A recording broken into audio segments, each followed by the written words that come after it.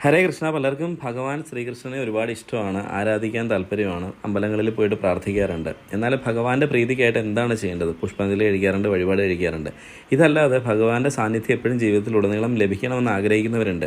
അതിനായിട്ട് എന്ത് വേണമെങ്കിലും ചെയ്യാൻ തയ്യാറാണ്, പക്ഷെ എന്ത് ചെയ്യണമെന്ന് അറിയില്ല എന്ന് പറയുന്നവരുണ്ട്.